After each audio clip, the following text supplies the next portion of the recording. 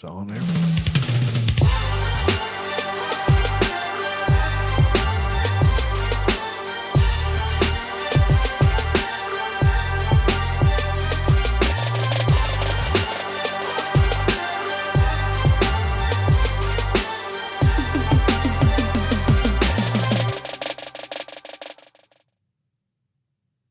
Say, man, there's a lot of stuff going on in this world of college football. University of Alabama, Kadyn Proctor. There's just so much that we could talk about, right? And we got a jam-packed show that we need to get to today. Um, I need to go ahead and give you a reminder, though. Make sure. What's up, Kelly? Glad you're here. Appreciate it. Being first in the chat. I need to make sure to get everybody to hit that subscribe button if you haven't done it already. Hit the bell so you can always be alerted when we drop any type of videos, whether they're shorts or whatnot. John O in the house, Titan, Texas. We appreciate you, man. So do that. But I want to go ahead and get to my run out really quick. Okay. So I didn't know if you've ever heard of an organization called TAPS. That's TAPPS. That's the Texas Association of Private and Parochial Schools. It's the largest private school athletic governing body in the country. Right. Well, I get the honor to serve as an executive board member of the organization. The executive director is our sole employee, so we get to watch him. So why am I telling you this? TAPS is basically like a baby NCAA. TAPS enforces rules, creates bylaws, hosts tournaments, holds schools and coaches accountable. TAPS has to plan for high school NIL in our state, Texas, the gender rules, many other decisive things that can spark critical debates. Well, recently, like December 15, 2022, the NCAA appointed a new president to run the organization. His name is Charlie Baker. He's a former governor of Massachusetts, played basketball at Harvard, and has many, many accolades. I thought it would be important to let you know that he's fairly new. And on one of my short takes, Teague's takes, I came down hard on the NCAA, and I said that new leadership should be found. I shouldn't have said that, and I apologize because he's new. Mr. Baker has inherited a mess and has to work through all of the scenarios, rules, bylaws, and etc. to get the organization set up legally for all the changes. He has to deal with presidents of schools, conference commissioners, and it won't be easy.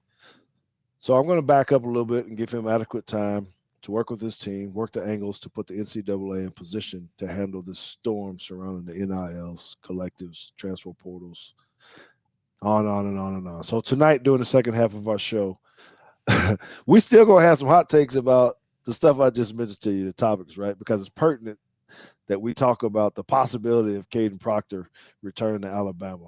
Discussion is going to include Ryan Fowler and, of course, JT and myself. You need to get in the chat and give us your stuff too. So we pride ourselves on this show of giving factual information, but we also are a program full of opinions. So our takes on the NCAA rules will include a lot of opinions, so take it for what it's worth. I just want you to enjoy the dialogue. Join in the chat when you're ready. And now we're going to go talk some ball. So I'd like to bring in JT, my host, co-host. Man, how you like that little run out right there, JT? Yeah, that was a little different.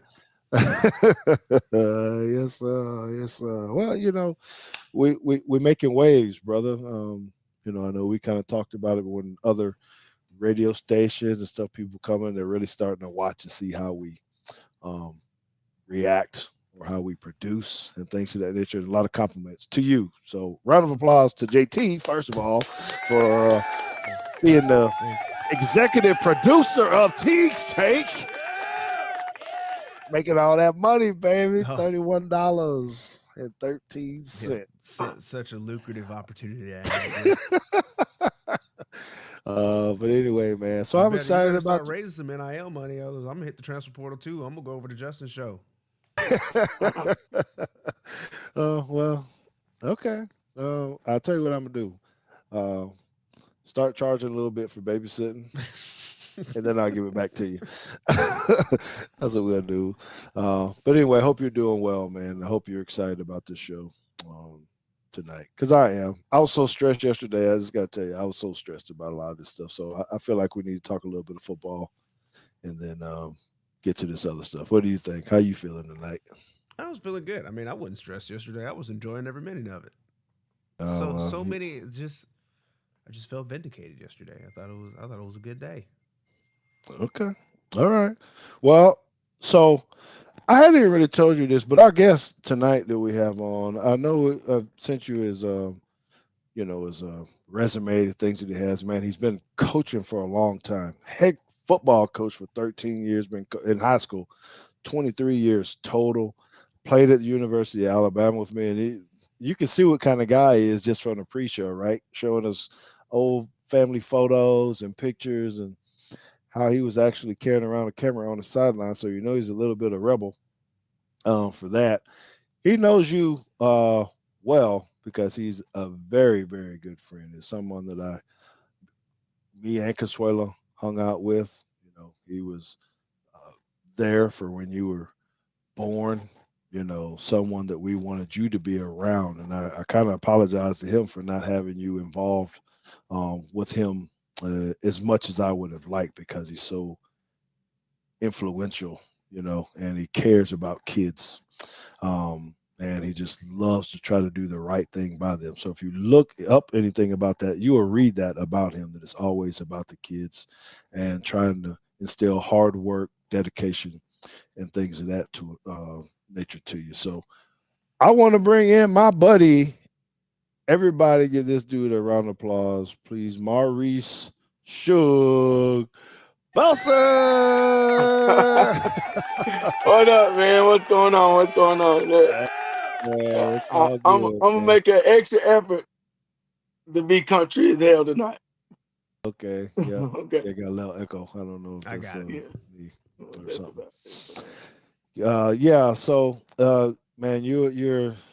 Thank you for, for one being a listener and a viewer of the show, but just agreeing to come on and talk some ball with us. So, before we do that, can you kind of elaborate a little bit more, like specifically where you've been as a coach, head coach, and other things for the listeners?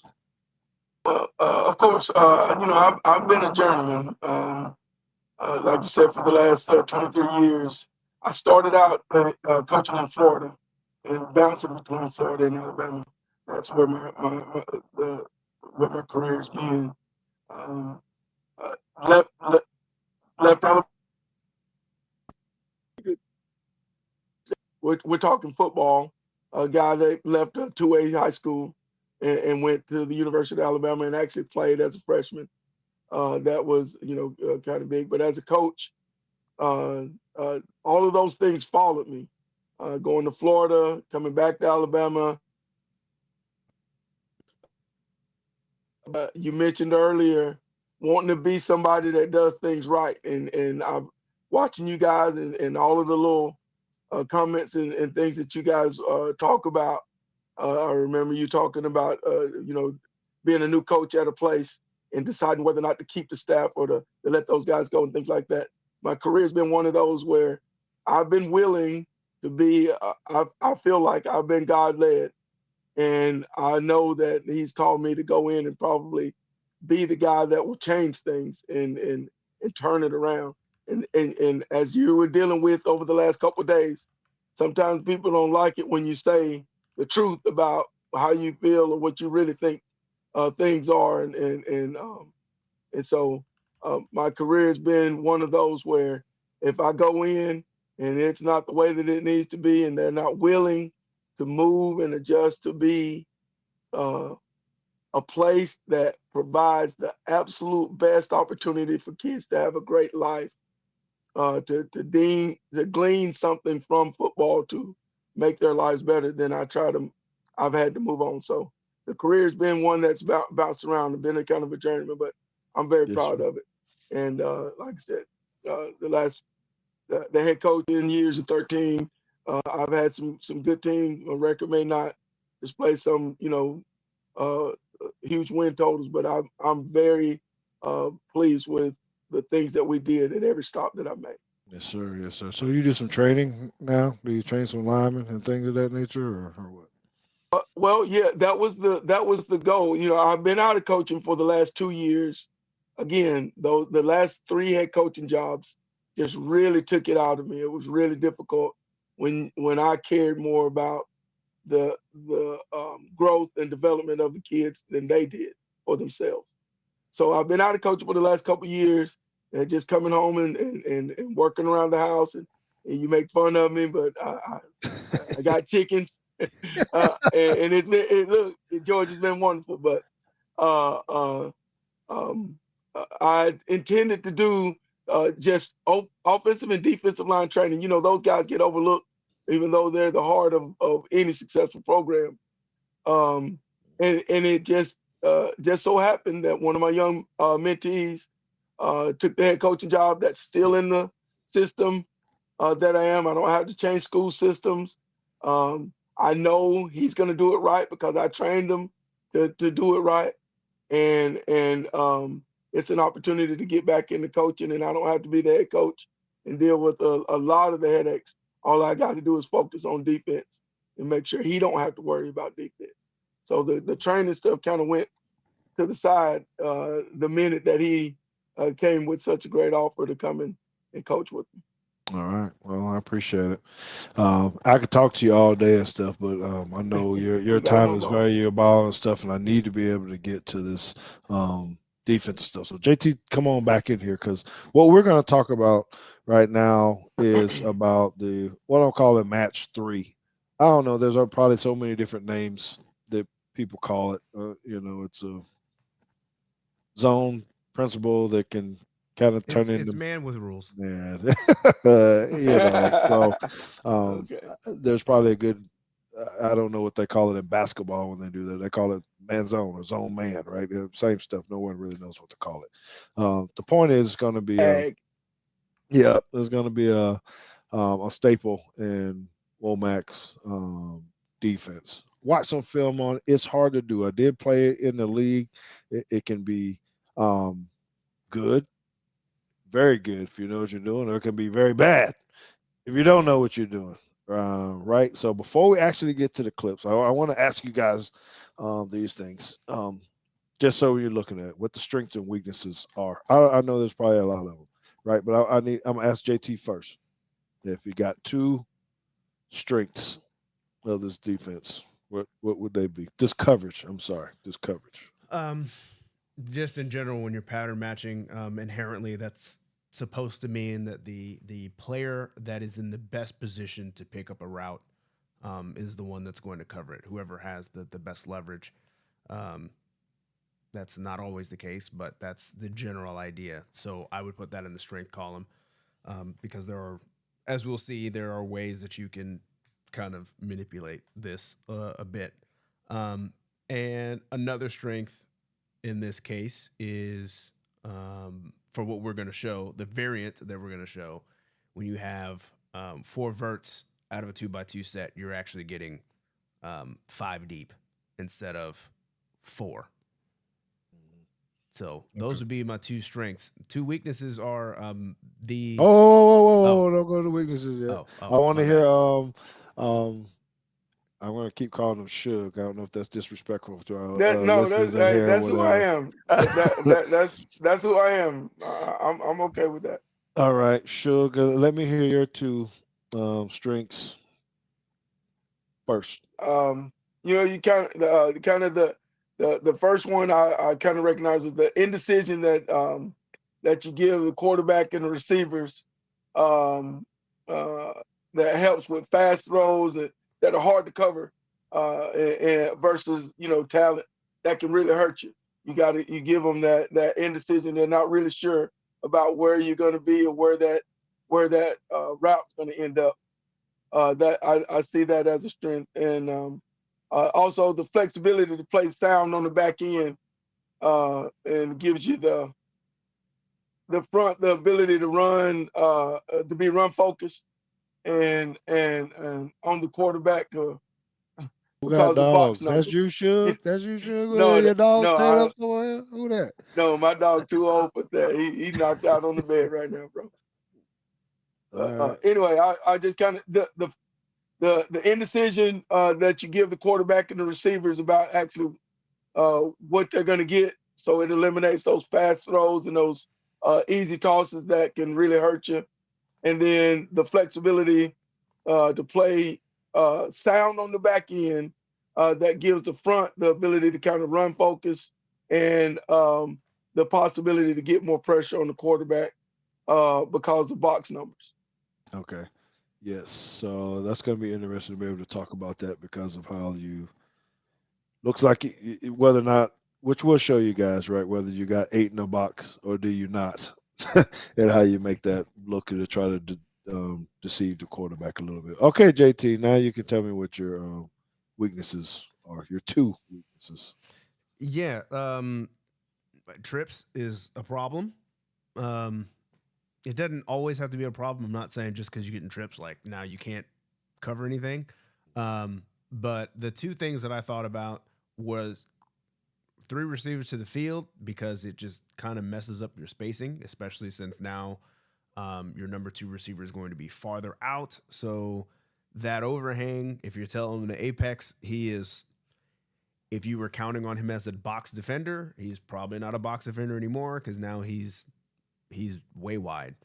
And then the other problem that you have is, and which we saw a lot at our level, was when receivers start to oversplit. And Tennessee and Josh Heupel like to do this, where they will take, they will stack 2 receivers behind Stack each them other guys out like there. this, and then put them on the numbers. And it's like, okay, so where do you tell that overhand to stand now? Is he gonna? Do you want him out there with those receivers, or do you want him in the box? And they're gonna have to. Wow. They're You have to make that decision. You can't play both anymore. Either he's gonna help or he's not. Either he's gonna help with the run or he's not gonna help with the run.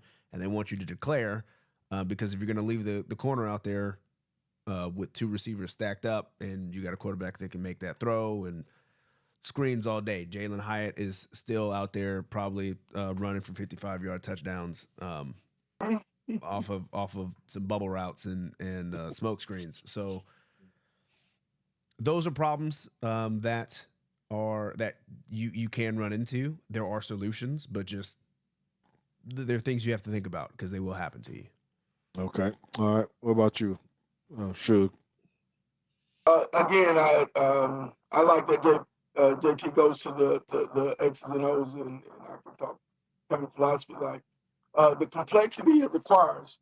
It's complex, so it requires a high level talent, high level coaching, high level of consistency.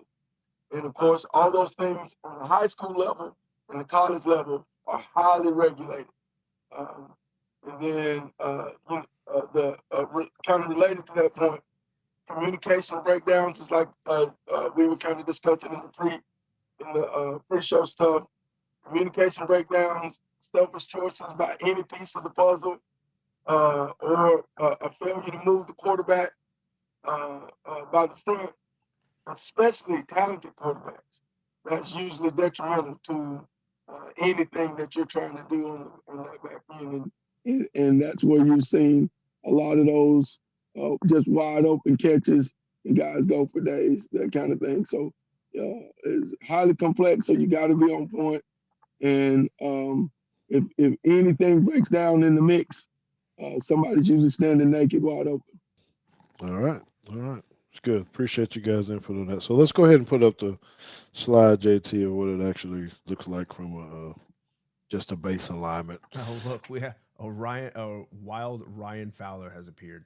And he's upright. He's straight, man. He's straight.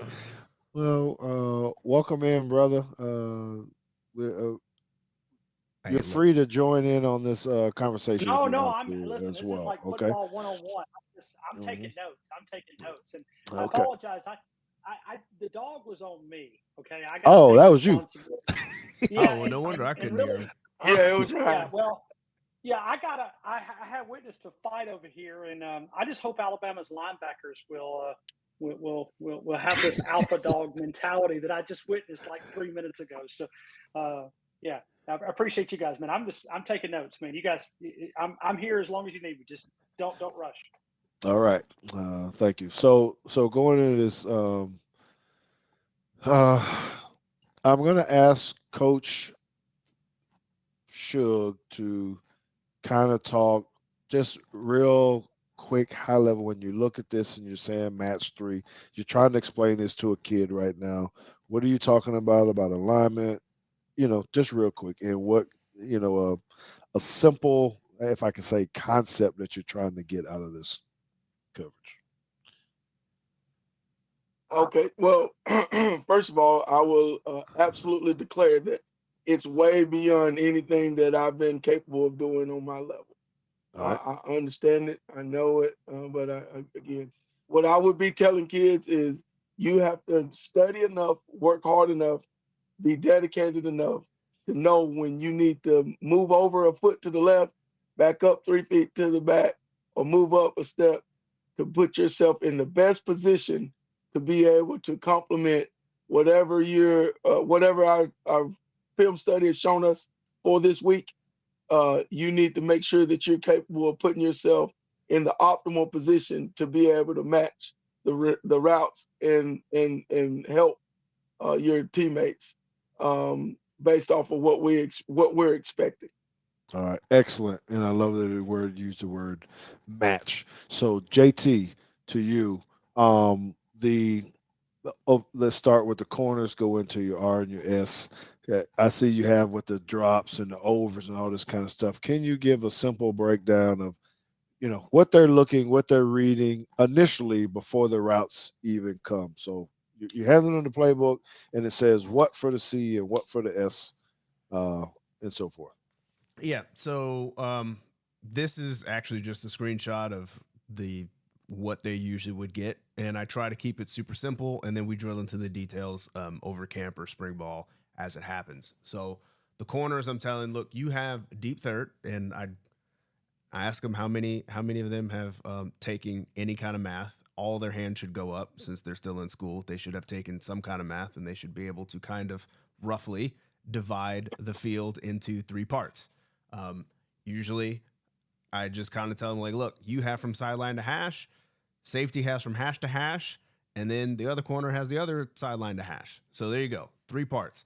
Um, you have to be, and then it's really the hardest part of teaching young high school players is that like just because you are in between the sideline and the hash doesn't mean that you're actually covering all of it. You need to be like in the middle of that landmark, right?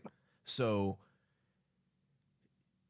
that's why I tell them deep third over 2-1, because if you get two verticals, the easy throw is to the inside receiver. You want to make them throw outside. So I tell them key number 2, you're playing deep third over 2-1. And then when we get to the overhangs in this diagram, the S and the R, we learn the acronym MCD: match, carry, deliver, and that is 3 directions for them. Match means if number 2 goes outside, you need to match him. You got to run with him. You got to go. When I say match, that means if it's a out and up like a wheel, that's yours. So that's what we mean by match if he goes out. Carry means you need to carry him all the way to the end zone if he wants to run deep. And deliver means if he goes inside, you need to deliver him to the linebacker because the linebacker is going to be working out towards you. So we learn MCD, where that which directions each one of those goes, and then we tell them how to cover number 2. And then the free safety, we kind of just tell them, hey, get in the middle of the field, and then look at those receivers and look at those matchups. Who do you think you need to help? Is really what that boils down to. Is like, look, if our R is not really that fast, and they put the fast guy over there, go, lean that way, help him. Don't leave your teammate out to dry. But really, it's stay in the middle of the field. Okay. So now that's very high level and simple because this can get complicated. And we didn't even talk about linebackers and what they gotta. And we've got some very good questions coming in too. So don't let me forget to get to those. Okay. So we'll get to those just immediately after we kind of go through this. So um, pre-show we were kind of talking about how this, and you kind of mentioned it. So maybe you can just draw up let's just draw it up. 4 verticals. I think that's the easiest one to kind of speak on, especially since you just kind of talked about the deals. If you got your markers right, 4 Yep. verticals meaning all all go. So essentially, it would turn into a cover one principle, right? Uh, with the free Yes. safety in the middle. So think about what JT said. That is actually his carry by the S and the R. The corners will be going back, right? All right. I hope everybody can see that. That's pretty simple. So the next thing, if you can erase that, the next thing I want you to do is, and I know you got some diagrams on this, but have your twos run underneath crossers or something Like a mesh. shallow. Yeah, like a mesh, right? Um, and doesn't matter what you do with the ones that can go up the field somewhere. Um, Point is, I wanted to see the difference in what the R's have to do. So now you're talking about your uh, deliver, right? Yep.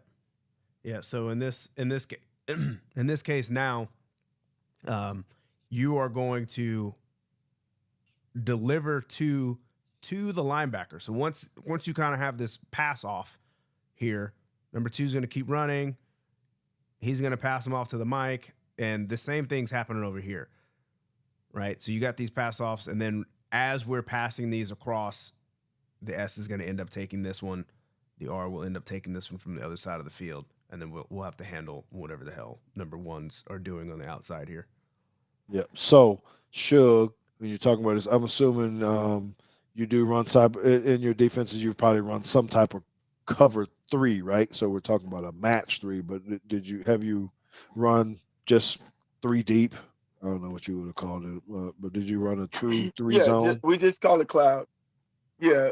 Well, I've never been a fan of the uh, true cover three zone just because it's Too many gaps, too there's many a lot holes. of exactly. And again, on getting what JT mentioned it earlier, getting kids to understand spacing and how much space they actually have to be responsible for in a zone and not just stand in the spot. Coach, I went to the spot. Yeah, I'm you in my zone, you but you yeah, dropped to the cone and the just stood there. yeah, and the man's 8 yards away from you. You got to actually get to the man. So, but yes, we have a 3D concept, but it's a hybrid of what we're talking about. We match on the outsides. I don't ask my linebackers to do any covering. We don't drop. We go pressure, and then we purposefully look for Sams and Rovers that can handle themselves with um, with those number twos, and we go try to make the quarterback do something he doesn't want to do before he has time to get us beat. So in that case, yes, those uh, the corners are running, staying with those verticals. The free safety has to make a decision, like JT said. He has to make a decision who he's going to help, who's the most dangerous guy, who the guy that they like to throw it to, that kind of thing. He should. He's supposed to be our smartest guy back there, knowing where everybody is. Mike and Will uh, uh, puts us in a position of going 6 on 5 and unless the running back scats, we should put pressure on the quarterback. And Sam and Rover has to. We try to discourage those kind of crossers, but with rules nowadays, they love the offense. Hmm. I like your So choice of words there. Discourage. I like that. I like that. Okay, so I'm going to interrupt. and go ahead. I want to make sure just because we have to remember, okay, that when we are some of our viewers and listeners, it's not going to are very um, new at this or elementary. So you said a Right. word that I feel like we might need to discuss, not Explain. now, later, but he said when a running back scats. So someone might be thinking, what the hell does that mean? Okay, so we probably need to make sure we clarify that Yeah. at some point in time. Um, Okay, go ahead and finish your thought. I'm sorry for interrupting. I just okay. Okay, no, no, no, no. I got you. So again, um, we're talking about Alabama. The basis of our conversation is about what Alabama will do. On the high school level, we're a little bit different. Of course, they're a caliber of player that Coach Womack's going to have. is a whole lot different. But at the same time, again, we're hoping to be able to run with those number ones, discourage those number twos, and get to the quarterback with Mike and Will before he's able to find one of those crossers escaping and getting open. Okay. Excellent. Great points, fellas. Okay. So, JT, if you can, why don't you pick one of your questions now that you think we might need to get to? Okay. So the first one is from Steve McDaniel. George, from your expert knowledge, what do you believe will be the largest issues for all those freshman cornerbacks in the Kane Womack 4-2-5 defense? It is definitely going to be great question, Stephen. Thank you for asking. This is going to be when you're outside and you're playing, in particularly in this defense, you got to know when you got to go all the way up. And we had this in a pre-show a little bit, right, JT? When those number ones run digs. So in this coverage. So you got to have the wits and the wherewithal, like JT says, right? We're going deep third. That's the simple piece, but you also got to play on the fly that if that guy goes in, now we're going to ask you to cover this guy, but you might get something else out here as well. So there's also a communication piece and a trust piece with what will be Huskies and what was the other term? Sting. The Huskies and the Stings, where you got to know who's going to run up with that other guy, or is he going to run up, or is he not, or is you going to pass this off into the other piece? So there is a lot of complexity to this. You've heard both of the guys saying that natural skills, being able to cover, right? The young guys, the film we've seen them covering very well. But when now you got to read on the fly and do I let this guy go? One split second at this level could end up being a touchdown if you're wrong or you hesitate, right? So I think that's going to be um, difficult for younger guys to do in coverages like this, right? Okay. Hopefully I answered that. I'll touch on. Let me extend your point, George. Yep. The transition and being a high school guy, we're talking about young corners. In high school, he was so good, he could do that without thinking, without having to worry about much. He could make up ground and still cover that guy and not get beat. And now he's playing against SEC caliber guys that in a hiccup, they can get away from him real fast and it can look real bad real fast. Yep. And like you said, they have to figure that out real in a hurry, how to do it the right way. And I'll add this because we talked about communication, but I think communication is one of the things that the younger the player is, the less likely they are to do it. And one of my favorite quotes is communication is the worst form of communication is thinking that it actually happened. So just because you're saying words doesn't mean that you've actually communicated. So what I drew up here was just a simple smash concept. And I know because I've heard you say it many times during practice, right? And I'm thinking of two types of players. There's the one type of player that's like, look, I got deep third, so I'm getting back. That's great. And then the other part of that is you got the Antonio Langhams. It's just like, look, I'm just going to sit on the route. And then they throw it over your head because you went back here. So that kind of sucks. But you also have to be telling this guy right here, out, right? And I don't know how many times you were yelling at our corners to tell him to get out here to cover this hitch, because naturally what he's going to want to do, what his rules tell him to do, is he's supposed to run with this corner route. And now both of you guys are sinking on this corner route and you leave the hitch wide open, which at least that's the one throw. Like if you're just going to give up a throw, that's the one throw you want to give up. But this is D1 high level football now. That guy catching a 5-yard hitch with 10 yards of space could be lethal, Very dangerous. right? You know, in high school, it's like, yeah, just go tackle him. We're good. But Xavier Worthy catches that. He's got 4.2 speed. He's leaving you. That's right. That's right. And so I want to make this one point where maybe you can find another question. But if you can draw a goal by number one and then, you know, some kind more like a corner by number two, right? So when if for any of y'all that have kind of heard me talk about a game where I felt I was most disrespected and I couldn't get it right, this was one of the plays that we kept getting. And we were playing this match 3 principle. So if you remember what JT was talking about before, the corner's already gone, and here I am as the safety, and I got to cover this number 2 guy. So first of all, it was a bandit, or not the bandit, the husky, right? So now I'm thinking if that guy goes vertical, I got to take him. But if he runs this corner route, I have that as well. But if he now runs a deep dig, right, JT, he goes inside, I got that one too.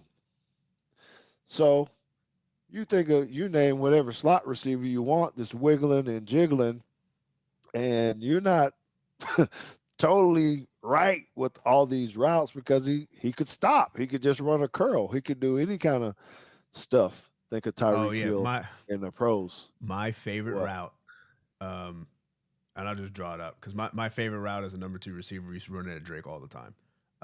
My favorite route as a outside receiver was a comeback. Yep. But my favorite route was a post. We called it a post out, which you think looks like this, but that's not the way we ran it. We would run in the post, and if I didn't think I could beat you to the post, I was supposed to stop and retrace my steps and come back this way. And it was open all the time because this dude is hauling ass trying to get on top of you, and you just stop and retrace your steps and come back this way. Yeah.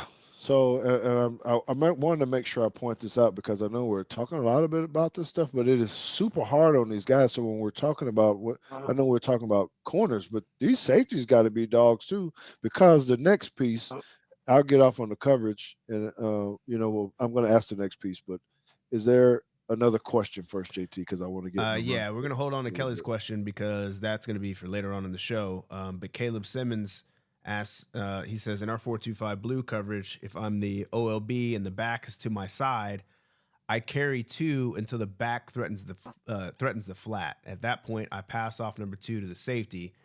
Is that close to what y'all do? And at least for me and my defense, it's game plan dependent because, like, if I'm not worried about this back, I kind of want you to throw behind the line of scrimmage. But, yeah, like we were playing St. Thomas, that guy was going to Vanderbilt. So I would rather leave this guy open. Good as hell. Yeah, it just depends. Yeah, so that was one of the questions when I want to talk about how hard this is because let me give you the NFL version, which is definitely closer to the what you're going to see at Bama and why your linebackers have to be able to run as well. So if you draw number 2 going vertical, you still had the Sam running up with them in the league. Now the Mike backer, if that 3 ran a flare or out, if he went out on a flare, the Mike is going to go. He's got to go. Right, and this is how we ran it in the league. So he could have. I think this is what Alabama was trying to do with Pete Golding, except that never happened. That's right. So, but you just have the issues in what he's talking about. This communication. That's the simple part. But if number 2 goes under, and 3 runs the same route, now you're going to pass them. Right. So there's talking in, out. Now you're going to switch. It's easy on both guys. So.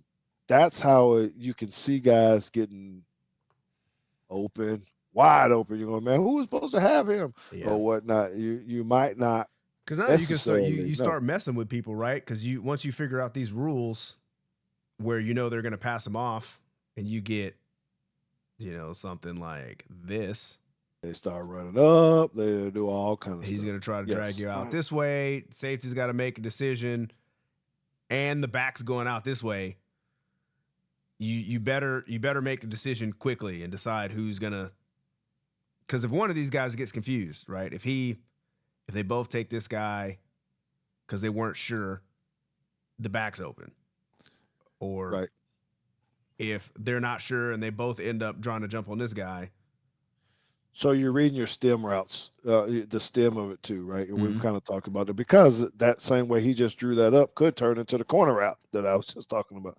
But anyway, I don't want to harp on that. So I want to get into the pieces of the run fits now quickly, I guess, on this is now who's it the hardest on?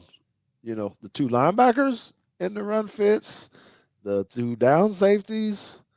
But what do you Shug, how do you see? Well, you just touched on a point that makes it difficult for, I mean, to be honest, for everybody, especially if, like JT said, they do it well.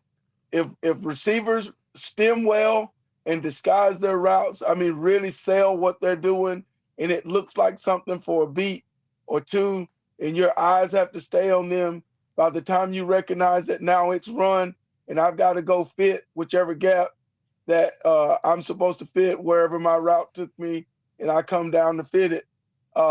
You're talking about, in high school, 5 or 6 yards, in college, maybe 3 or 4 yards. But at the same time, those guys will turn 3 or 4 yards, 3 or 4 yards, 3 or 4 yards, and beat you to death. And like the stems and the routes that look like they're finished routes, but they're really to distract you. And next thing you know, the running back, because they've got 5-on-4, they're blocked. They got a good solid double team, got an edge guy to press, and that back hits B gap hard. I mean, if the Mike is looking at that crosser that JT drew up earlier, and it could go for a lot, and so that the corner and the free and the other corner, them figuring out that, oh no, they're just running and stalking. It's a run, and now it's a 7-yard game. And any as defensive guys, we hate patient offensive coordinators. So if he's patient and he'll take that 4-5 yard gain over and over and over again and just stay patient, you hate that. I want the guy that, we got to throw the go route. We got to throw, that kind of thing. Or we need to throw it to the flat. We've been running and running. We haven't thrown the. So to answer your question, or to kind of comment on it, is those run fits are very, very difficult for those guys because, again, the guy that was a All-American defensive back that's now the head coach is telling you, hey, you better cover that guy because he's going to, he's going to run past you. And then when they run off the edge because the end can't get there and Sam has his head turned, you're in trouble. I mean, again, like I said, and if the offensive coordinator is patient, it makes it really, really hard. And when you're playing in a league like the SEC, I mean, you have to, like Ryan was alluding to earlier, if your Mike and Will aren't dogs, you're in trouble, brother. JT, you had a comment you're about to make? Yeah, because Coach Scott used to say this all the time. 4 plus 4 is 8. Plus 4 equals first down. So all they're trying to do is get 4 yards of play all night, and that's an unstoppable offense, right? So, yeah. But to answer the original question, I think it's the free safety. Well, I don't know. I think it's the free safety because of how much conflict these guys are in. Especially when you start getting these zone read teams where like this guy's just gonna bubble, trying to drag him out, and then in this case, bubble this way, read option, or whatever, inside zone. And they're hitting right here off the tackle, and you telling them, hey, you got to go get the bubble because this guy's taking off or whatever. So I guess maybe I'll change my answer. The overhangs are going to be in conflict all the time, and they've got to figure that out. And then I think from there, it's the free safety who to me in this. If you're going to have a single high safety, that dude better be the best athlete on the field. Because he's got to make everybody right. So if this guy leaves and goes with the bubble and the ball ends up bouncing out here, he's got to come down here and get it. And if you don't have a guy who's going to come from off the table to go make a stop and less than 4 yards, you're gonna have some real problems. It'll be a long day. And what we haven't shown and we're not going to show is basically what he said too, that if maybe that's part two, Shug, that you're talking about, is if you do any kind of line stunts up front, if the P goes inside and the bounce, and then you got this bubble, and where does the wheel go? Versus if the end and the rush don't set the edge, you're dead. So it's very, very complex. It's bad. So I guess what I want everyone to take from this is a hard-ass defense to try to play. It can be very, very effective if you practice on it enough. You can disguise it enough or not be so predictable with it, because it can be really effective. But if you're not in tune, man, it could get ugly, bad, or you could have a big play show up, and you might not know whose fault it is just by us watching on TV or at the game. That's facts, Caleb. Caleb says 100% patient offensive coordinators are tough to defend. Just a good thing there's not that many of them. And he's so right. No doubt. Yeah. No doubt. Okay. Were you about to say something, Shug, before we No, I was just saying to your point about Kane is came into a situation where fortunately for him, I mentioned those 3 points: high level coaching, high level talent players, and high level of consistency. He's coming to a situation where, fortunately, he gets to borrow a little consistency. He has the talented players, but the consistency comes because the guys already know the match system. You're not having to teach it. So he may be able to take advantage of that. The high level talent, of course, Alabama every year is going to get some of the best players in the country, and they're going to be smart, hard work.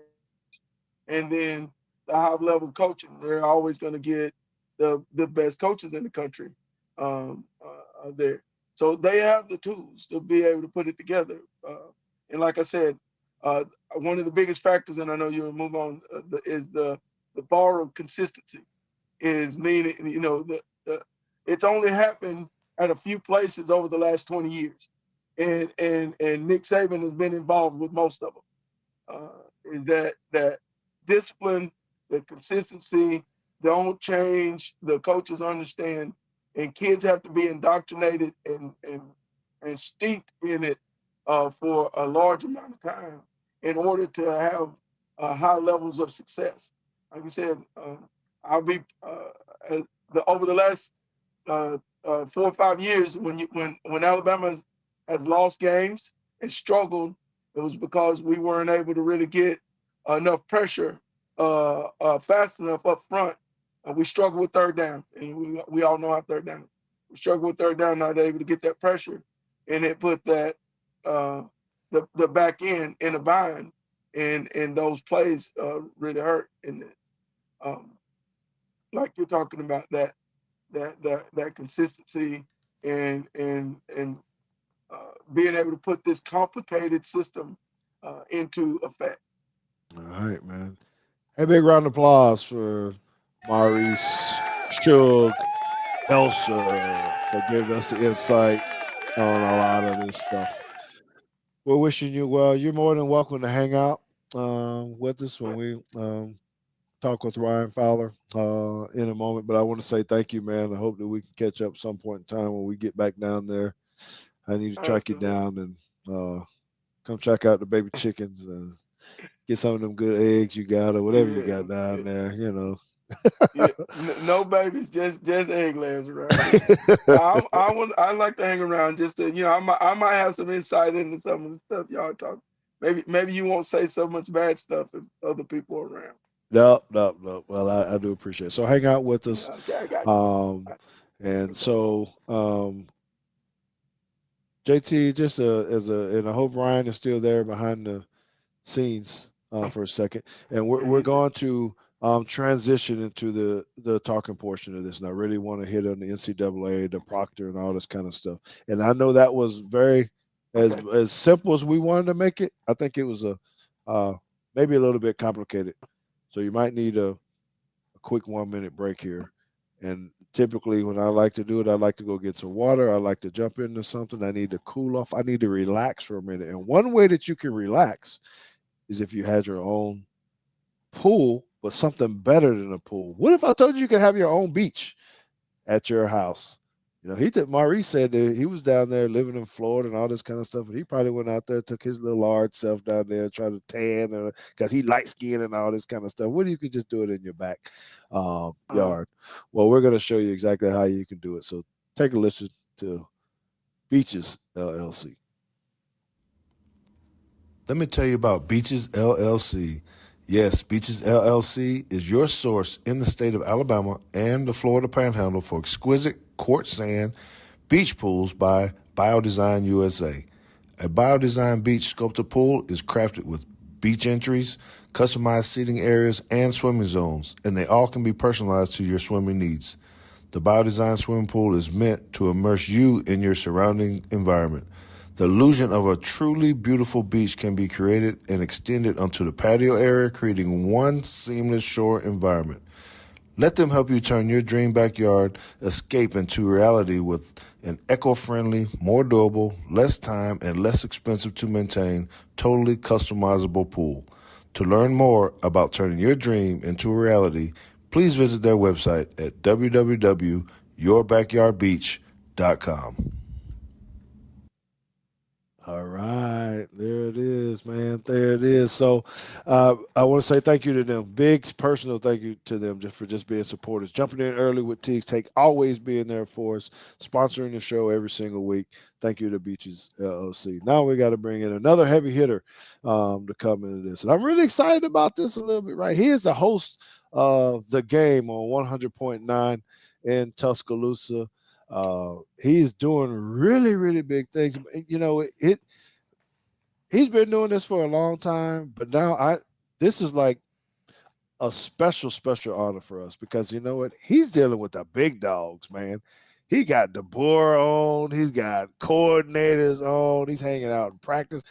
This dude ripped up my media pass today, man. He was like, "Ain't no George Teague supposed to be here today, not at no pro day." You know, it's just I'm glad that he's a friend of Teague Steak and that he comes in and he brings us insight. If you guys hadn't downloaded the app to 100.9 and listen to his show, The Game, every Monday through Fridays, 2 to 6. Is that right? 2 to 6. yes. You need to make sure that you do that because he's always bringing the fire, have great insight. So welcome in, round of applause, Ryan Fowler, my man, my man. Hey, Yes, and thank you guys. And our station has a little 92 flavor as well. Martin Houston leads us out of the gate every morning at 6 a.m. So Martin Houston, and we've got Christian Corey Miller, which you remember Corey played in the NFL for all those years. May have played against you, George, for the New York Giants. He played with LT, and we've got those guys at midday, and Christian Miller, which is the edge rusher for a few years ago that won a couple of national titles. So we've got a really good lineup. I mean, local media guys. So thanks for the invitation. I'm excited, man. Talk with you guys, and I know we're going to throw it around a little bit. And I appreciate the education that you guys just provided a couple of minutes ago. And like I said, I got a face for radio, so you guys are much better for these video casts than I am. So I appreciate you having me on. So how'd your interview go today? I'm sorry I couldn't listen in. I was stuck on the track dealing with some lacrosse polls and stuff that athletic directors have to do, this kind of stuff. But how'd your interview go today with with Coach Coach DeBoer. DeBoer? And well, Yeah. and let me just kind of add to what you guys were talking about a couple of minutes ago, and that 4-2-5 defense. And I'll kind of add, I was sitting here listening to you guys, and one of the questions that kind of came up, and I wanted to talk about the swarm D. I had Kane Walmick on a couple of weeks ago, and I'm still kind of learning about this, but I'll give you kind of some insight, and I'll tie this back to Pete Golding for a couple of minutes. We had Kane on a couple of weeks ago, and I wanted to kind of educate myself about the 4-2-5 defense. I know he's already met with Nick Saban, and I asked him about that, and he said Coach Saban was pretty impressed with the defensive package, and really with what Kalen said today on my show, and then what Coach Walmack said a couple of weeks ago, is there's a lot of similarities, and I think that Coach Saban was trying to get here with his defense because the sources kind of behind the scenes tell me that Coach Saban about 15 minutes into the interview, because Kane is trying to present what we're going to bring to Alabama, because I don't know what role Nick Saban is going to play. If he's going to play like an analyst or a consultant, or hey, if we need to slow down this, then how can you help us? I know he wants to stay involved with the program, but it's my understanding is he kicked his feet up on the desk and he goes, "Man, wow, this is impressive. This is where we were trying to get to on our defense, but we couldn't for some reason get it implemented into what we were trying to do." And so he told, Kane Walmick that, and then he kind of presented that to our audience maybe, I guess, 2 weeks ago. And then Kalen today said the same thing. I said, okay, for the amateur out there, tell me what the average fan's going to be able to visualize.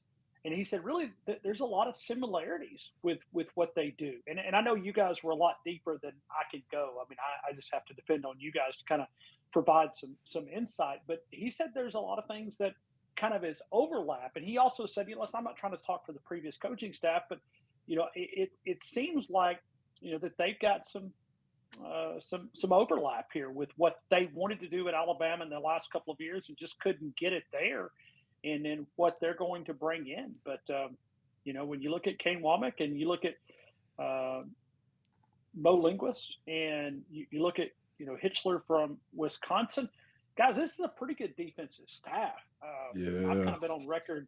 When you look at the talent and you get head coaches to walk away from head coaching jobs and you get them to come to Tuscaloosa, and I know the monetary value, but to say, you know what, I'm going to hitch my wagon to Kalen DeBoer and the University of Alabama, that tells me that they believe in what Alabama is going to be teaching in the next couple of years, because they think that this is enhancing, their future coaching, situation. So I just think it's a lot of fun to kind of explore these two coaches.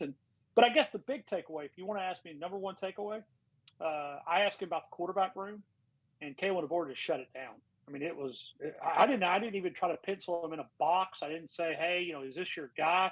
I said, how are you going to manage this talent quarterback room? And he pretty much said, listen, Jalen Milroe's taken every snap for the first team. And I wasn't trying to pin him with a question. I just wanted to ask him about his quarterback room.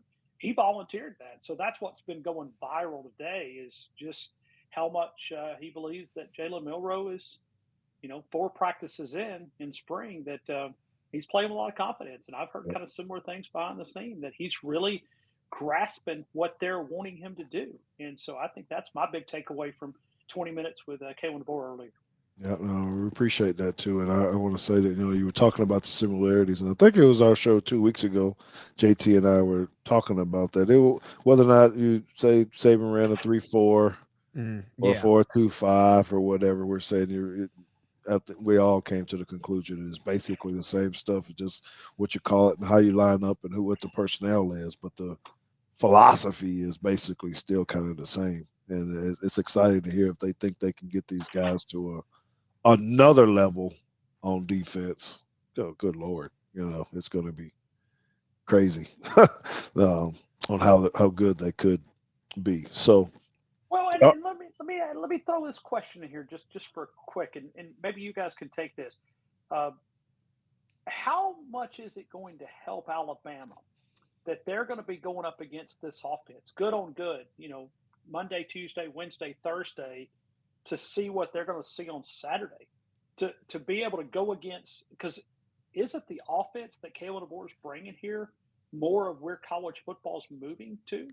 Yep. How beneficial is that to be able to see that? Because I'd rather be exposed on Tuesday, Wednesday, and Thursday than Saturday afternoon. That's just something that grabs me, that this offense is so advanced. It's going to challenge our defense to get in better, in shape. Well, all the concepts that JT was kind of talking about with the bubbles and the RPOs and those are things that we showed on the film. I don't know what month that was. I guess that was in January. Yeah, probably in right January. before. And we were showing his offense it's this type of stuff that you got to be smart at when you're on defense because of having a quarterback pull it. And it's going to be, and I'm just going to say, it's even going to be harder on our defense to try to stop maybe our offense with Jalen Milroe at the helm, because now you got a quarterback that can run the ball. We ain't even talking about that part, trying to stop the run. You got another guy that can have the ball in his hand. Anyway, let me get into this because I feel like and hopefully you guys are okay. I need to talk about the NCAA, Kadyn Proctor, all this other kind of stuff. But let me lead this in with you. To you first. So the friend of our show who popped in, he was second on the show. I always like to jive him because Kelly was first. John Anu Friedcheck was second. John Anu Friedcheck is a buddy. He's a president of Tide in Texas out here, which is the alumni association out here. Does a lot to help raise money. They got 8 scholarships that they raise money for out here. And one of the things, JT got to go last year. I'm going to go this year. But they're going to get a crawfish boil this Saturday. If you are in town and you want to come help support some scholarships, you want to eat really good food, you need to come on out to the Blackfire Pub in McKinney, the one in McKinney. It's 1 to 5. You can go online, Tide in Texas, go in there. Tickets are like $45, but you get to eat as much as you want. It's $45 now because you're late. It's $30 if you're in it before, right?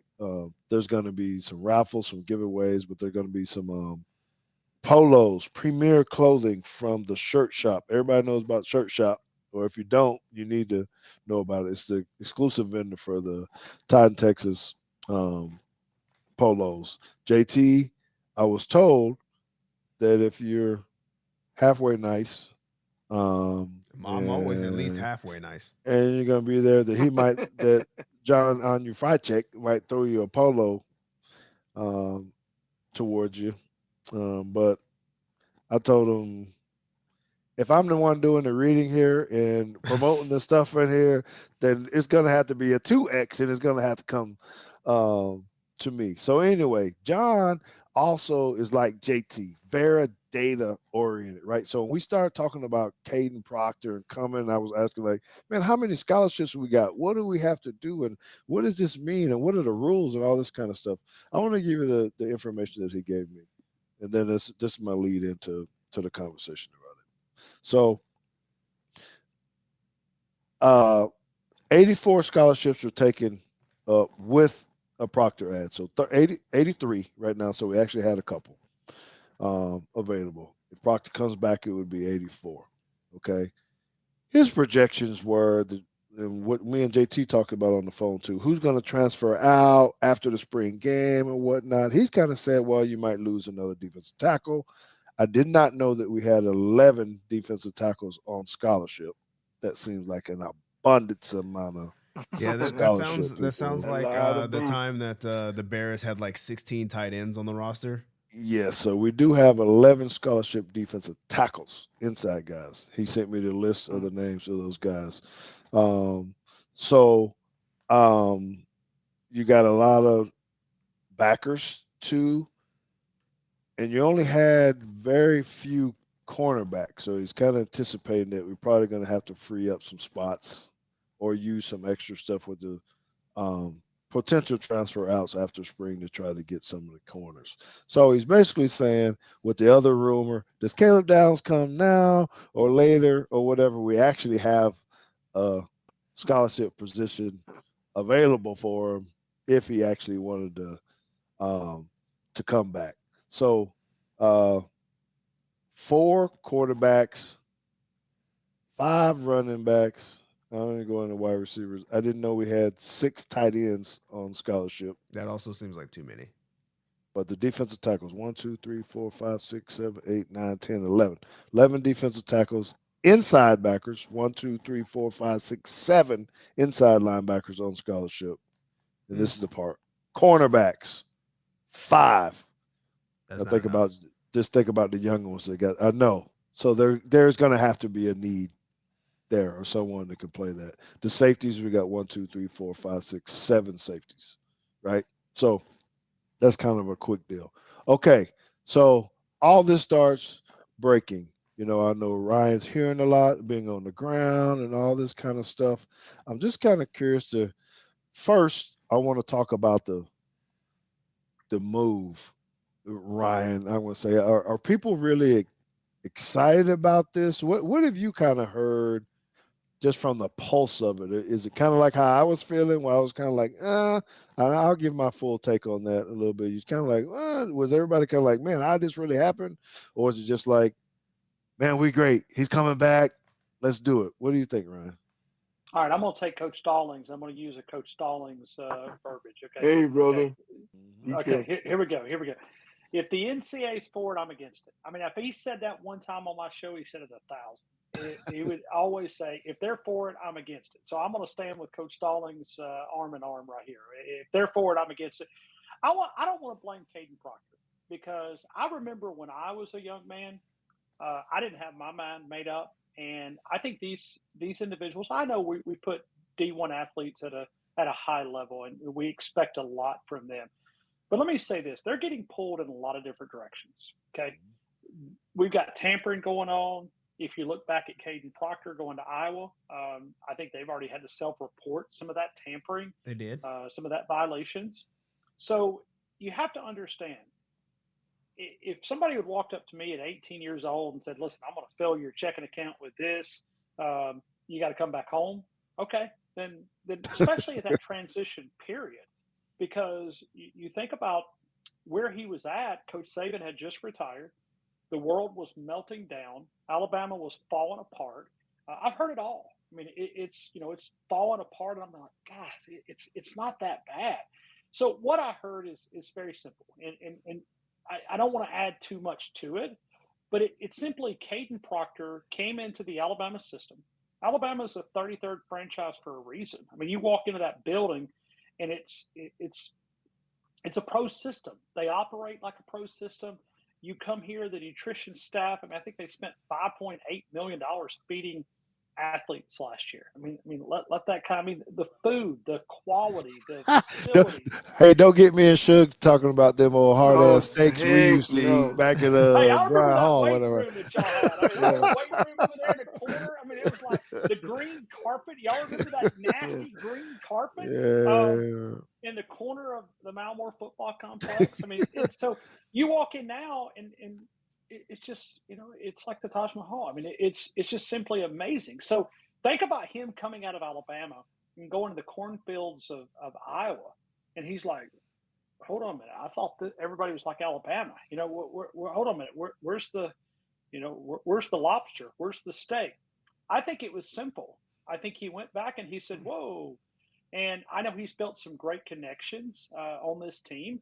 I know he came back for spring break. He went to the fishing with some of his former teammates. And I think they pretty much embraced him and said, hey, we'd love to have you back. And I think he realized, you know what? This is a pathway to get back. And I think he began to explore and to say, you know what? Mm. I can do this. I can do this. So I blame the system. I don't blame the player. And a lot of times I don't take the side of every single player discussion. Sometimes I try to be as fair as I can.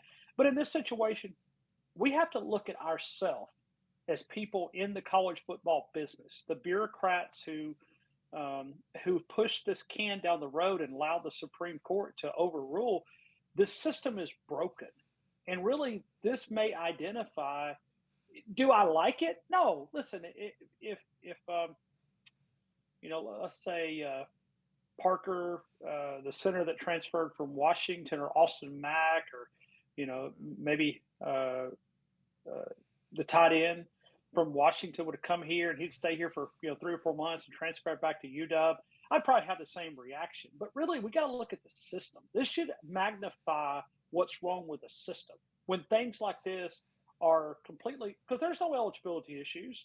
I mean, I couldn't ask Kalen DeBoer about it because he's not officially back on the roster, right? Because, but as far as the eligibility side of things, there is no debate. I mean, he will be eligible from day one when he, arrives back on campus. Now, to me, I've got to attack the system. The system is in place. This is not a Kadyn, Proctor issue. This is an NCAA issue where they're going to have to take the bull by the horns and really fix what's happened in college athletics. I don't know who's going to be to stand up and do it. And I love Nick Saban. I have no faith in him accomplishing this at the Washington, D.C. level. I'm sorry. I love Coach Saban. This is bigger than Coach Saban. You're not going to put this genie back in the bottle. And it's neglect that we allowed to get here. We did this because we failed to adjust to the current college football structure. And so here we are. We're asking Congress to get involved. We're asking all these. And Coach Saban, I love you. You might as well go enjoy the beach down in South Florida, because I don't think there's nothing I don't think he can do. I really No. don't. So NCAA got to fix this, and that's what I was kind of But they talking have no about. power, Around, no, but I'm just that's hoping. The question I asked him yesterday is like, what are can they they here do? for anymore? Or like, what do they do now? They're not allowed to. They can't enforce any kind of NIL rules. They can't enforce transfer rules. They don't own the playoff. They have nothing to do with the postseason. They don't have anything to do with the regular season. So like, what? Something got to happen. So well, let me think about this, guys. They came out Right. 2 weeks ago and told us that they weren't going to. This is JT, At least, you at take least it. lie, right? No. You're just gonna say, "Hey, can look, y'all imagine what multi this transfers, portal is- cool. We're just not gonna This is investigate stupid. anybody. But we're not investigating anybody for NIL violations, not even retroactively. Y'all do what y'all want to do." That's like me going through Gordo or Right. Pickens County on the way to Mississippi, and they say, "Well, we're going to take all the radar guns out of the police officers." You think I'm going to do the speed limit? I mean, the idiots. All right. Literally, could you imagine what this portal is going to be coming up here in a couple of weeks when we open this thing up? They told you they're not going to investigate it. Let me say this, and then I want to ask Shook something here. And I know I said I was going to ask you guys this, but I need to say that, I've been getting a lot of talk because I've been saying the same talking points from the sense as you found that I think this is a broken system and not the kids. Some people just talking about the greed of the players and all this kind of stuff. I'm like, no, man, they're in a system that's what it is. The rules are the rules. If you don't want it to happen, change it. Don't blame it on the don't player. hate the player. I hate the player. I mean, that's the rules. If I can go get 100,000, then go back and get another 200,000, and then not have to pay it back, and now somebody got to do. Hey, man, shoot, that's just what it is. I mean, no, I don't. Do we like it? No, but it's legal, okay. And so I wanted to flip onto the other side of this, the player side, Shook. So I'm asking you, and I didn't prep you on this. This is true, just from your heart. So now you're. Just got recruited. You got to don't put your hat on from a long time ago because they're gonna say you're an old head and you're a hater or whatever, right? But you're a freshman. You're a freshman that just came. I consider myself progressive. I can. All right, so you like just came. Yeah. You were recruited, and you were just coming in, thinking you're gonna have this spot to play, right, on campus because Proctor left. Right now, whatever you've been elevated, coaches loving on you doing this stuff. If Proctor actually makes it back, we're going to go ahead and say he came back. How are you feeling as a player now? What does this do to the locker room? What is it happening to you that, like, man, this guy left? Everybody's loving on him, all the fans. The coaches, maybe they gave him extra money. I don't know what really happened, but how does it make you feel as a player now that may have to be in competition with him? And so we're kind of having to deal with this on a high school level. Like they've said for many years how it's a trickle down effect. What happens in the pros, then it happens down in college, and then it comes to high school. But as a player, the reality is, George, I'm you know why? Because I never stopped looking for the next payday anyway, because like you just said, you guys just discussed, the rules are the rules. So even though loving on me, I'm still listening to and talking to the next opportunity or the next pay situation. And if he comes back, then I will very uh, kindly move to the next one, and I won't lose eligibility. I'll go get a pay raise, and again, what it has done has completely eroded any sense of loyalty. Again, I'm always for the players. You alluded to the difference in what our meal situation was 30 years ago and what it is now, and it should change. It should grow. But as that now I'm that recruit or that second year guy that has just been elevated to a starter, and things been going good, and me and my teammates or whatever. But the difference is now is in that locker room. While guys will get on the camera and speak to how how they care, and it's about the team and this that other. Unfortunately, guys, as soon as the spotlights go off, the man walks away. They're texting on their phone to see how much money the next person's going to give them or the next place is going to give them. So to answer your question, I'm not mad at all. I just know that I'm going to have to go to my number two if I'm not and I want to mention this because it's important, and we all need to acknowledge this. What kind of competitor am I? Am I a guy that says I don't give a rip if that dude's coming back or not? He's gonna have to show me that he's gonna beat me out or take my job. But if I'm not a dog like we were talking about a few minutes ago, I'm just going to wherever they're going to pay me because somebody else wants me. Somebody else lost a guy to injury in the spring. Like they've only had 4 practices. Everybody else has only had 3 or 4 practices. There's any number, a handful of kids that have lost their season already in spring practice due to injury or something or another. Okay. All right. And I appreciate that. And what you're saying is basically man up or or make your own business decision and go. So JT, what are your initial thoughts about this from a player's perspective? Hey, this is going on. Are you taking the same kind of approach? Like it is what it is. Um, I don't know because I know how analytical you are too, right? That you're probably thinking about this. Or how calculated would you be when you have to make a decision if you're a player there? Or is it just destroy the locker room? I mean, there's so many different ways. How do you think? Because now it could happen to a lot of people. How much of this is onus on the coach to even allow them to come back? Do we care? Does anybody care about whether people leave and then try to come back to the school? So, not in that. You take it wherever you need to take it. I think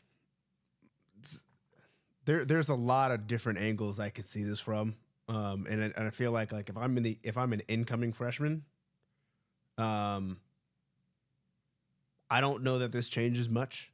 I think the kind of the route that I'm at is like that's what they recruit for anyway. Like if it's not Kadyn Proctor, it could have been somebody else. Like they could.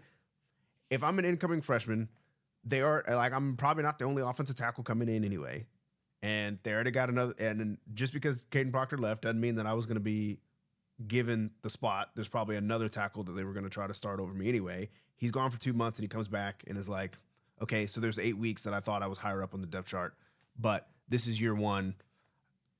I probably, unless I really just think that like I'm that dude, that I would, but I also feel like if I felt like if I was that dude, then it doesn't matter because I was going to take a spot anyway.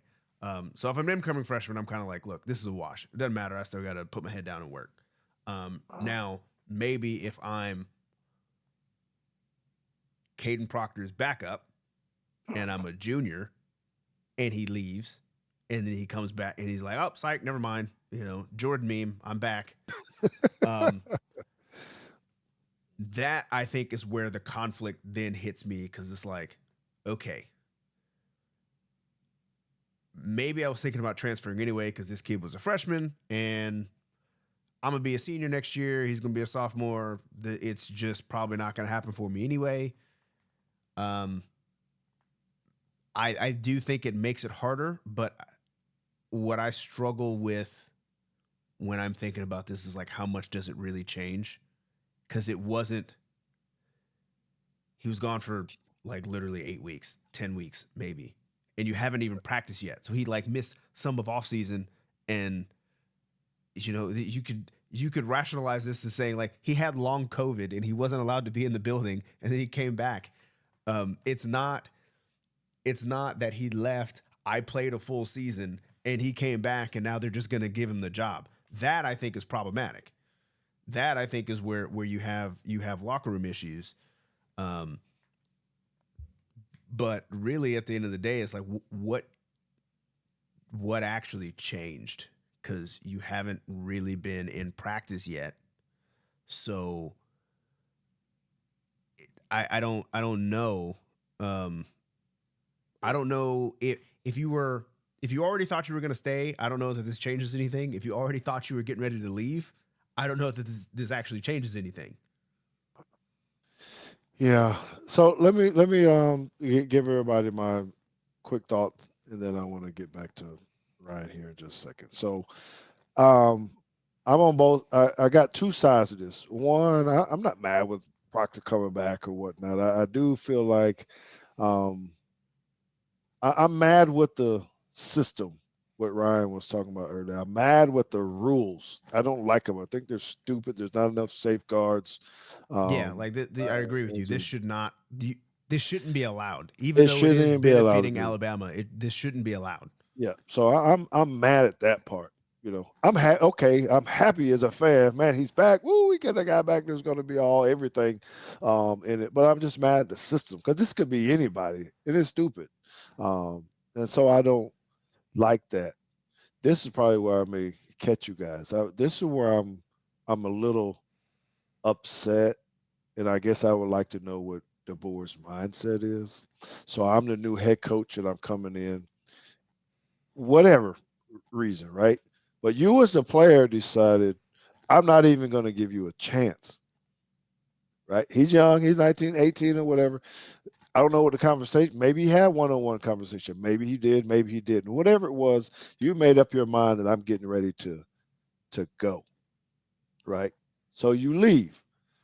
Now, me as the head coach, somehow I get wind that you want to come back from a player. You've been hanging out. You're doing so. Hey, we might be able to get him back. Now, the coach has to make this decision on whether or not he's going to accept this kid back.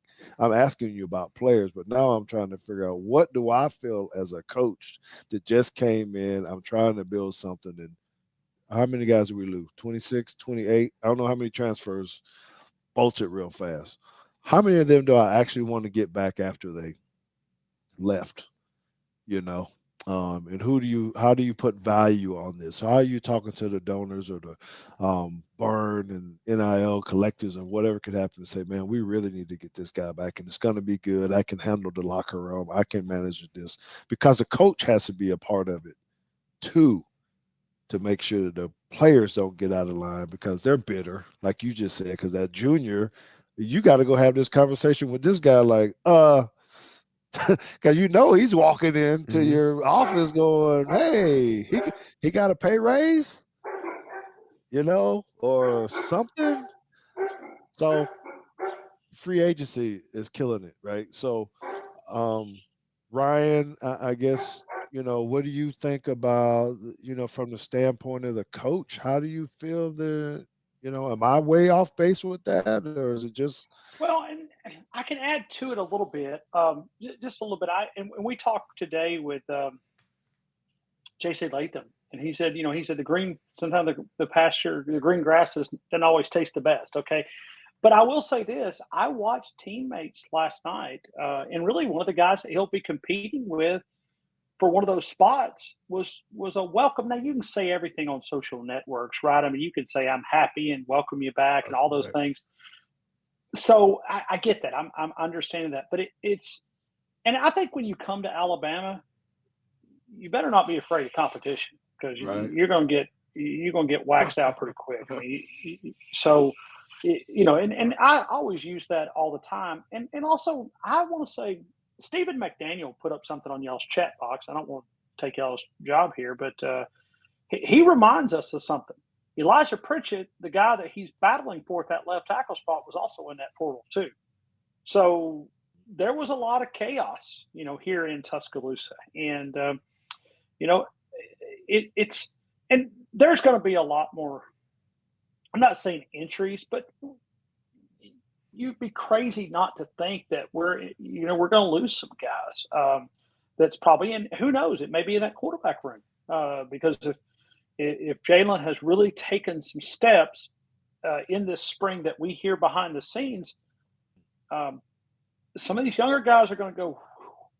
Can I wait one more year? Because you look at the K1 Abor system and you say, can he get Jalen 1 year and get him out of here, right? Because in reality, I guess he would have 2 years of eligibility if he wanted it.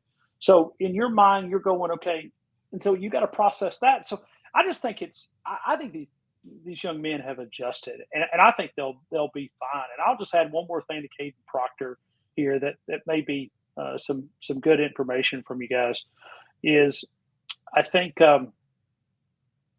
Kadyn's lost a little bit of weight, and I think that's going to help him. And if anything, that's may light a fire under him because, sometimes we get things taken away from us, and it's a wake up call. It's like, hold on, maybe I need to push back and play to that lobster and prime rib and lose a few because he played overweight last year, but I was told he was down between 20 and 30 pounds, and that's gonna help him. It's going to be good in this system. He's Go a ahead, baby. JT. He's a baby. Yeah. He was a baby. That has nothing. I'm telling you, what he found out was the United States and Mexico, the exchange rate is quite different. When you try to spend money, the money you get paid in hours, the money you get in Tuscaloosa, So, all right, quite JT. different. I just said, wanted to. I'm going back to the United States. That's what he said. But the reality is that they're different nowadays, guys. That's the hardest part. JT and I know high school. I'm an old school guy. That's why I haven't been coaching the last 2 years. Dealing with the different attitude and mindsets of players. The guys that are willing to leave and the guys that are staying but don't really care and ain't mad that the guys are trying to leave. They're going to welcome them back in with open arms.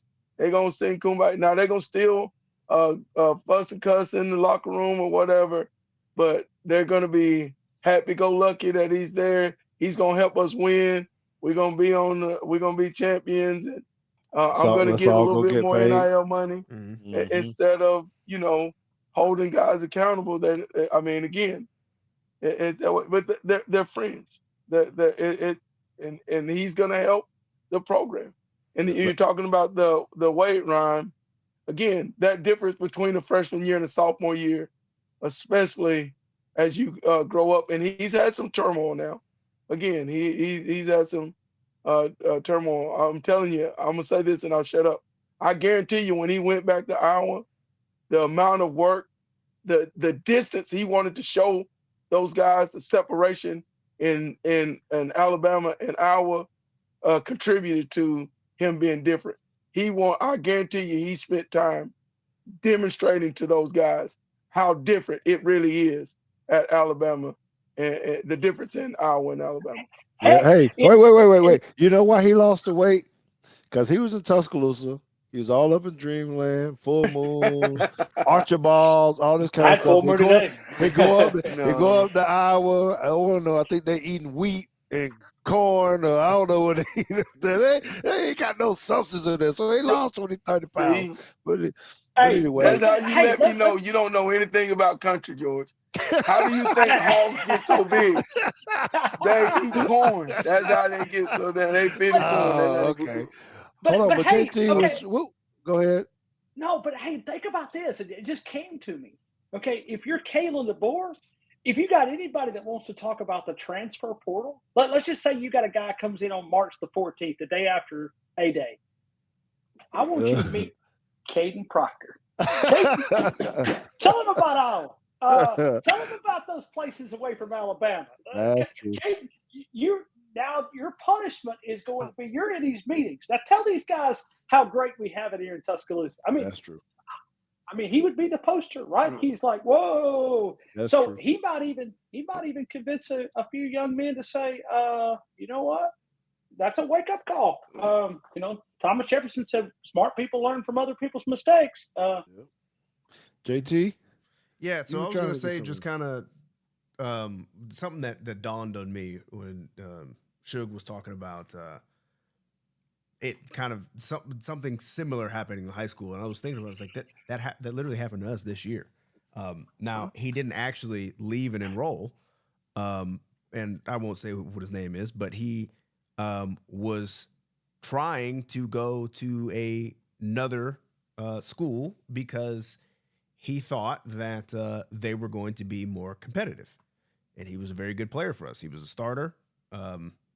He was going to be he was an upperclassman, so we didn't know where he was for most of the summer and didn't really participate in spring. And then late in the summer, I think he showed up for like the state 7-on-7 tournament or something, and was like, "I'm back." And the coaches are kind of like, "All right." Where you been? So then you go through camp, and that's when you start having you're trying to figure out who your captains are going to be, right? And there's many ways that different coaching staffs do it. Some coaching staffs just say, "These are who our captains are, and we're going to dictate who it is." Coach Shealy likes it to be very much player led, with the option of us vetoing if we have to, if the kid's a knucklehead or whatever. And they voted him a captain, knowing that he was going to leave, and saying, "Hey, look, I don't think we're a very good football team, so I'm going to try to go to this other school." And he came back. They voted him a captain. There was at least 2 people on the staff that was like, look, I don't really, this don't sit right with me. But he was like, "Look, that's what the players want." And he ended up being it's weird to me that like once you got through camp, like I kind of forgot that even happened until like just right now. So I know there are scenarios where like it can go off the rails and like you can lose locker room and all that kind of stuff. But in our case, that didn't happen. And, we didn't necessarily have a punishment for him or anything like that. It just, the players welcomed him back. They voted him a captain, and we were kind of like, well, I guess this is what it is. So Hey, they said this on Bama Standard last night. All kudos to Marvin Constant for saying it. He said the way you're gonna lose the locker room is if Seth McLaughlin comes back and we accept him back. There's gonna be some problems. But anyway, man. Hey man, yeah. So I need to say thank you to them. Coach Mook, I see you in the house too, man, doing some big things out there in Tuscaloosa. Thank you to the Bama I Standard, saw him today everybody at that's Pro Day. yeah, man. Yeah. Yes, sir. So I'm hoping to be able to get down there on the media side, at least from the A-Day game. I took your credential. I can slip it back to you. Yeah. Well, I do appreciate it, George, man. one last Yeah. comment before we move on. You were talking about Coach DeBoer. The way that things are now, I mean, it's no longer hard, solid cement quickly. He is in a transition period too. The last thing he can afford to do is to mess up the notion that he's inflexible with the transfer portal, or he's going to Mm-hmm. make it difficult, That's a good point. even if he don't think he wants that guy back. But the reality is, it wasn't like you said, it wasn't enough time for it to be any animosity or anything. He was way too busy for that. And like I said, he's smart. He's won on every level. The last thing he's going to do is alienate the thing that's going to continue to bring him. Because, like you said 5.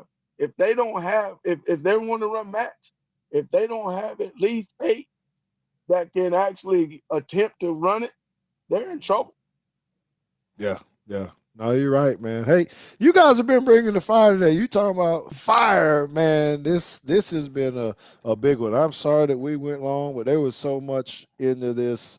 And I hope everybody enjoyed it. I think we did well too, because you even kept Kelly in here real long tonight, because he always talks about how long we go. But this has been fabulous. Being able to talk about the match 3. Make sure you guys tune into that stuff and watch it. This is And you Ryan. You want, so Seth says, or Steven says, Seth can be scout team center Ohio State week when we're trying to simulate them in the national championship game. You don't want that. You want your scout team to give you a better look than what you're going to see. Yeah. So this is Ryan, man. I want to say. Wait, George, please. I read that the Ryan Day said that he was having trouble because of the cadence of the quarterback. You mean to tell me a hand slap sounds different in Ohio than it does in Tuscaloosa? I don't know what kind of shit that is. That's a hand slap. How you gonna blame it on the damn quarterback? It echoes a little bit different in the horseshoe. I Yeah. I guess. I don't know, man. Come on. Oh man, y'all crazy. But look, man, I think we're gonna have to get everybody back together again, and maybe we just need to talk and not show any plays and all that kind of stuff, because this is so deep, and we didn't even talk enough about NCAA, what they're trying to do, giving solutions or whatnot, any of that. Right? So I'm going to try to put these guys on the hook that maybe we can get all of us back together again and really kind of dive into this. Ryan. Well, Ryan could just have us on his show. He's got a 4-hour show where ours is only supposed to be an hour. We got to put any day. Yeah. You pick the day. We can make a round table discussion. We got to give Ryan a run sheet, like he used in the radio, the 30-second block or I don't have any of that. I don't. I know. My producer's over there. Break. I'm like, like today, he was trying to get me a break and Kalen DeVore. I'm like, we'll make up. I'm not worried about breaks. I mean, as long as he was going to keep talking. So yeah, it's that's fun. That's how you know Ryan making that kind of money, man. When he ain't got to pay the bills, forget the sponsored content. George, when People Winley stop answering his calls, he'll change.